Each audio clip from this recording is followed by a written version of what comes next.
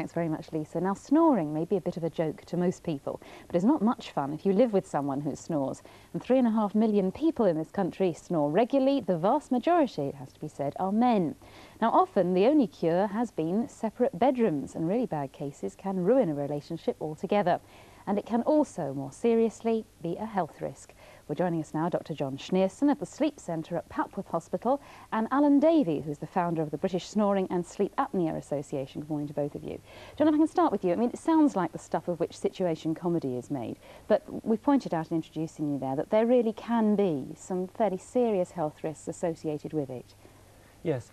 Well, it certainly seems clear that snorers are more at risk as a whole of having strokes or having high blood pressure or serious road traffic accidents. But it's not quite so simple as that, because there are really two types of snorers, and one, which is the majority, perhaps 95, 99% even, are perfectly healthy apart from the noise that they make. It's the smaller group, the 1 or 5%, where something else is happening. And the snoring really is a signal that when they're asleep, the air passage in the throat is blocking off repeatedly, but just temporarily, often throughout the night. So effectively they're not breathing? Yes, that's right. Now, you mentioned something there. You said that they're more at a risk of having road accidents. Now, initially, when I was reading and preparing for this interview, it looked as if it was a case of statistics run mad, that you can make figures prove anything. But there is actually a link, isn't there? It certainly seems that way. What happens is that if you're blocking off the air passage at, say, 200, 300, 400 times at night, you're getting an extremely disturbed sleep pattern, because every time it happens, your body's natural reaction is to wake up, or half wake up. So in the morning, people wake up with having had a really bad night's sleep. If you do that month after month, year after year, you get more and more sleepy.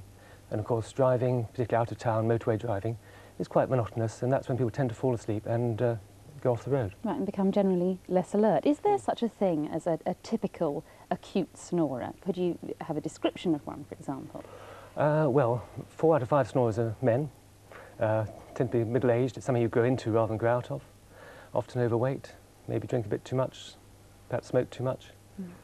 That's, I'm afraid, the typical picture. But there can be exceptions to the rule, and one of the exceptions sitting beside you is Alan Davey, a man who has snored for 12 years. Yes, indeed. And what sort of problems has that caused for you? Because you and your wife aren't even in the same room, are you, or weren't in the same room? No, well, we're not in the same room.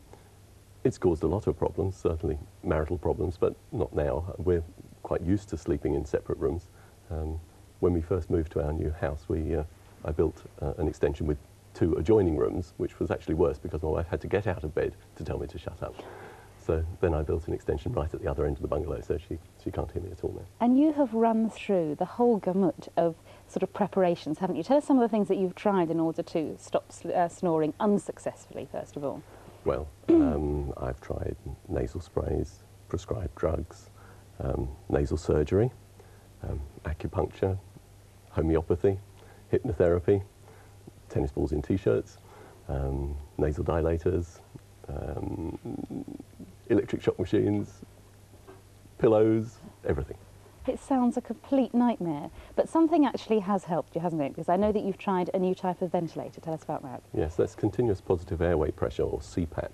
And what it is a mask that you wear over your nose at night, and you're connected by a hose to a small ventilator machine about the size of a briefcase, and this just blows air into your upper airways all night long, inflates them, and changes the aerodynamics of your airways. Now, John, you've got this. Can you explain exactly how it works? Yes, demonstrate it. I've only brought sort of a small part of the equipment. This is the bit which joins the air pump or blower, which just sits on your bedside table, to the patient. And there's a little, quite a soft part there which fits around your nose, and when you want to go to sleep, you just place it over your nose. It's got some straps to hold it on your head, and you put the on button on. It does seem a very extreme solution. I mean, there will be people who are watching who might think if it was in April that it was an April Fool. You do sleep with this every night? Oh, yes. Well, most nights. I have a holiday occasionally, but yes, most times. And is it preferable? Oh, yes. One, it stops you snoring. There's no way that you can snore with this thing going. And the second thing is that it really does improve your sleep. Instead of waking in the morning feeling really, really tired, you wake in the morning feeling like you imagine everybody else does. Refreshed. Now, I know you set off a helpline, set up an association to help sufferers, and you've had a really remarkable response, haven't you? Yes, last year we launched the British Snoring and Sleep Apnea Association at the Royal Society of Medicine, And since then, we've probably had 10,000 contacts, maybe more. We've got 1,300 members. It's really been very, very busy. It's remarkable. Yes. Well, I'm glad that you don't have to sleep with tennis balls up your T-shirt anymore, that you found that perhaps this wasn't the best answer to the problem. Yes. Thank you very much indeed for coming in this morning, and you too as well, John. Thank you. Now, if you want more information, you can call the British Snoring Association helpline, and they are on 0737 557 997. I'll give you